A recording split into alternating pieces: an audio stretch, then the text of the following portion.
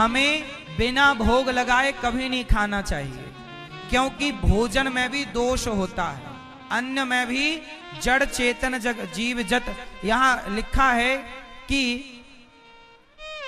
सब में दोष होता है, दोष सब में है। अब वो दोष मिटे कैसे? तो दोष मिटाने के लिए भगवान को समर्पित करना पड़ता। जो भोग लग गया उसका दोष खत्म। इसलिए कभी भोजन बनाओ तो पहले तुलसी पत्ता डालकर भगवान को भोग लगना चाहिए। भोग लगने के बाद दाल को दाल में डाल दो, चावल को चावल में डाल दो, रोटी को रोटी में मिलाओ, पूरा भोज क्या बन गया? भोग, प्रसाद। फिर वो प्रसाद बच्चों को खवाओ ताकि भोजन का अन्न का दोष समाप्त हो जाए। अब यही हुआ। सोचिए कि इन्हें चित्रकेतु के बेटा को कई बार जन्म लेना पड़ता उन रानियों का हिसाब चुकाने के लिए। उन्होंने मारा चींटियों को तो चींटियां भी मारेंगी, लेकिन इन्होंने भोग लगाकर खाया तो एक जन्म में सबका हिसाब चुक गया। इसलिए मेरी प्रार्थना है आप सबसे कि बिना भोग लगाए भोजन नहीं करना चाहिए। कितने लोग मेरी बात से सहमत हैं? क्या करोगे आज से पहले भगवान जी का? क्यों लगाओगे भोग? क्योंकि भोग लगाने से अन्न का दोष समाप्त हो जाता है। किसका दोष? भाई अन्न भी तो दोषी होता है ना। भाई जो हम कमा रहे हैं पता नहीं कैसा आ रहा है, पता नहीं। आज देखो सरकारी नौकरी करते हैं जैसे लोग, सरकारी नौकरी करते हैं, सरकार उनको तनख्वाह देती है 20,000 रुपए 50,000 रुपए आपके पास आया। अब सरकार जो पैसा आपको दे रही है वो सरकारी पैसा है, पता नहीं वो पैसा सरकार ने कहां से कमाया। भाई सरकार के पास तो सबका पैसा आता है ना। हमारे देश में बहुत सारी गाय की हत्या होती है, गौ हत्या भी तो होती है ना, वो पैसा भी सरकार के पास आता है। सरकार टैक्स लेती है, कोई हंस के देता है, कोई रोके देता है। सरकार किसी के छापा मारती है तो छापा में सारा पैसा, तो जिसके घर छापा पड़ता वो हंसता थोड़ी होगा, बेचारा रोता है। ऐसे करके ना सरकार पैसा इकट्ठा करती है और वो आपको सैलरी देती है। तो सरकार के पैसे में दोष होता है। बोलो हाँ कि ना? नहीं होता।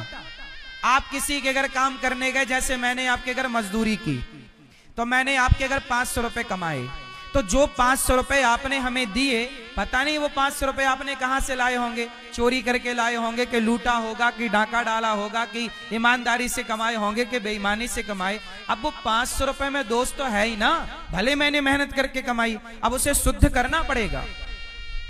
इसलिए कहते हैं कि हम जो भी कमाते हैं कमाई, अच्छा बताओ, हम जो भी कमाते हैं कमाई का सरकार को टैक्स देना पड़ता है कि नहीं? यदि टैक्स नहीं दोगे तो टैक्स चोर कहलाओगे सरकार की दृष्टि में। तो सरकार हम सबसे 30% टैक्स लेती है। सरकार कितने परसेंट इनकम टैक्स लेती है? जोर से। कमाई का 30% टैक्स देना पड़ता है सरकार को। सोचिए, सरकार 30% लेती है, पर भगवान कहते हैं कि तुम जो कमाओ उस कमाई से किसी भूखे को रोटी दे दो, तुम्हारा पूरा धन मैं शुद्ध कर दूंगा। मतलब कमाई जितनी करो उसका 2% निकालकर दान पुण्य में खर्च करो। अच्छी जगह पैसा खर्च करने से क्या होता है? आपके धन का दोष समाप्त हो जाता है। सबके जीवन में दोष है, हाँ या ना? ये बात सही है कि गलत है? हम जो कमाते हैं ना उसमें दोष होता है। अब देखो, जैसे आप लोग दान करते हो, तो दान, मैं हमेशा कहता हूं कि दान करो तो मेहनत की कमाई का दान करो, ईमानदारी पसीना बहाओ, जो पैसा कमाओ उससे 2 रुपए दान कर दो। ईमानदारी का दान करोगे तो वो दान दान है। अब जैसे आपने डाका डाला किसी के घर, 1 लाख रुपए चुरा लिए और उसमें से 10,000 रुपए आपने दान कर दिए, तो वो दान नहीं है, वो पाप है।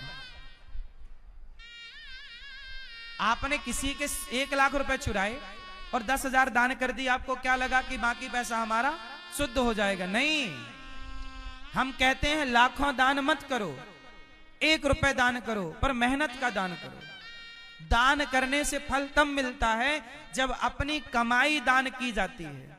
जो कमाओ मेहनत का दान करो। दानम दुर्गति नाशनम कहते हैं, दान जरूर करना। दानवीर कर्ण, दानवीर कर्ण क्या करते थे? दान। उनका रोज का नियम था कि दान करते थे फिर खाते थे। बिना दान किए कर्ण खाते नहीं थे। जब कर्ण मरे तो स्वर्ग गए तो उन्हें सोने की रोटी बना के परोसी देवताओं ने। कर्ण बोले कि ये रोटी कोई खाएगा, सोने की रोटी? तब कर्ण ने कहा कि रोटी सोने की दे रहे हो, मैं सोने की रोटी थोड़ी खाऊंगा। तब देवताओं ने कहा, कर्ण आपने सारी जिंदगी स्वर्ण दान दिया है, आपने कभी अन्न दान नहीं दिया, इसलिए आपको अन्न नहीं मिलेगा। क्या करूं? बोले अपने बच्चों से कहो कि तुम्हारे नाम का भंडारा करें, अन्न दान करें, तब तुम्हें भोजन मिलेगा। तब कर्ण ने अपने संतान को स्वप्न में कहा कि जरा पुण्य करो बेटा। तब जाकर के कर्ण को स्वर्ग में रोटियां प्राप्त हुई। कहने का तात्पर्य यह है कि आप सोना दान करोगे तो सोना मिलेगा, अन्न दान करोगे तो अन्नपूर्णा माता की कृपा होगी। इसलिए आप लोग अपनी कमाई का दान करना सीखिए। ये दास अनिरुद्ध, मैं जो कमाता हूं ना, वो कमाया हुआ सेवा में लगाता हूं। सेवा, मुझे पता है कि सेवा करने से ही तन मन धन की शुद्धि होती है। आज होता क्या है कि सारी जिंदगी आप कमाते हो, सारी जिंदगी आप कमाते हो, पर आप किसी को दान करने का सोचते भी नहीं। दान करने का मौका मिले तो आपके थर थर थर थर हाथ कांपने लग जाते हैं। बेटे के लिए भले आप करोड़ों खर्च कर दोगे, पर सही जगह आपको पैसा खर्च करने में डर लगता है। बेटे को तो कितना भी दे दो उसे कम ही लगेगा। करोड़ों दे दो बेटे को, बेटे को देना पुण्य नहीं है। इसलिए कहता हूं, ये आपके जो बड़े पूर्वज थे ना, जिन्होंने मंदिर बनवाए, ये बड़े समझदार थे। इन्होंने पूरा पैसा अपने बच्चों को नहीं दिया, अपनी कमाई का, अपने धन का कुछ हिस्सा मंदिर में भगवान को दान कर दिया। भगवान के नाम पे जमीनें लगा दी ताकि भगवान के नाम की रोटी कोई खाता रहे, कोई भूखा पाता रहे। पुण्य बड़े बुजुर्गों ने किया, पुण्य का फल उन्हें मिलेगा। आपने जो किया वो आपको मिलेगा। इसलिए कहता हूं कि कभी भी कोई भी पाप करने से बचिएगा। पुण्य, बच्चों को यही सिखाओ कि बेटा कमाओ, खूब कमाओ, पर तुम्हारे द्वारा कुछ ना कुछ हर साल, हर महीने, हर दिन कुछ ना कुछ परोपकार हो। अच्छा ये बताओ, पहली रोटी किसकी होती है? जोर से, जोर से।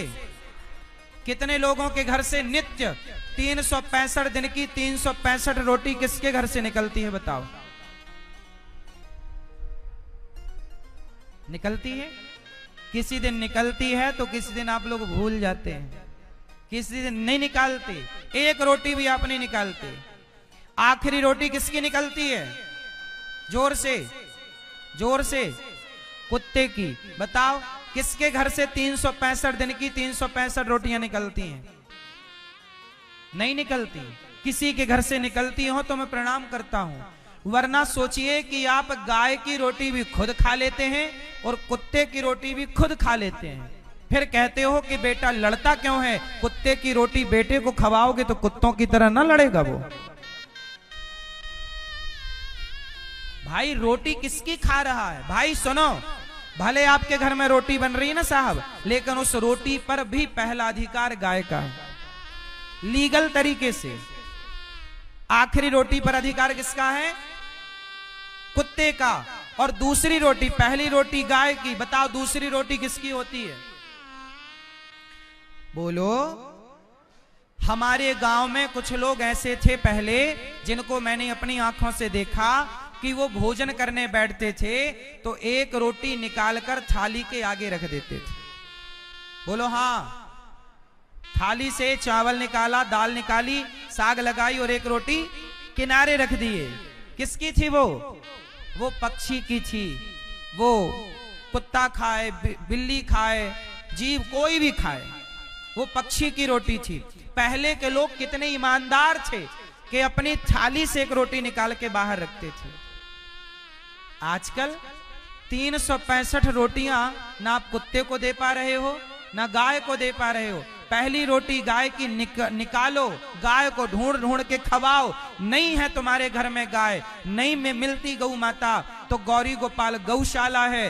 365 दिन की 365 रोटियां गौरी गोपाल गौशाला भेजो कि वहां आपकी रोटी। हमारे पास 400 गाय हैं। हमारे पास कितनी गाय हैं? जोर से 400 गैया और 125 नंदी हैं हमारे पास। बैल नंदी 125 हैं। आके देखिएगा, हम रोज गायों को भोजन कराते हैं, रोटी खवाते हैं। जो कहते हैं कि महाराज जी हमारे नाम की रोटी खवाइएगा, हम खवाते हैं। रोटी हजारों रोटी गाय के लिए अलग से निकलती है हमारे यहाँ, हजारों रोटी रोज की है। पहली रोटी गाय को निकालो, ये ईमानदारी है। आजकल आदमी गाय की रोटी नहीं निकाल रहा, गाय की रोटी के साथ बेईमानी करता है। दूसरी रोटी किसकी? अतिथि देवो भव। आपके द्वार से, आपके घर से एक रोटी ना साधु संतों की निकलनी चाहिए। आपके घर से 4 लोगों का भोजन बनता है ना, 5 लोगों का भोजन बनाया करो। एक लोगों का किसके लिए? कि आपके द्वार पर कोई साधु आ जाए, कोई ब्राह्मण आ जाए, तो वो आपके दरवाजे से भूखा ना जाए। वृंदावन में गौरी गोपाल आश्रम में हजारों साधु रोज आते हैं और सभी साधुओं की रोटी पहले बनती है और संतों को बांटी जाती है। आपसे मेरी इतनी प्रार्थना है कि आप भी एक रोटी 365 दिन की 365 रोटियां नियम से गौरी गोपाल पहुंचाया करो कि गाय को भी मिलेगी और दूसरी रोटी साधु संत आपकी खाते रहेंगे। एक रोटी का साथ तो कम से कम दो। रोटी नियम से बताओ। पानी रोज पीते हो कि नहीं? भोजन रोज करते हो कि नहीं? सूर्य का प्रकाश रोज लेते हो कि नहीं? ऑक्सीजन रोज लेते हो कि नहीं? तो दान भी रोज करना सीखो। दान कभी कभी करने का विषय नहीं कि कभी कभी कर दिया दान, नहीं, दान नित्य। वो कितना करो? एक रोटी का। हम ये नहीं कहते कि लाखों का दान करो। देखो, लाखों का नहीं करना। नियम बनाओ कि पहले खिलाओगे फिर खाओगे। आप आश्चर्य मानोगे, ये जो आपके सामने ये दास अनिरुद्ध बैठा है ना, जब तक हजारों साधु संत भोजन नहीं कर लेते तब तक मैं भोजन नहीं करता। हजारों संत रोज, हजारों लोग जब रोज खाते हैं तब मैं भोजन करता हूं।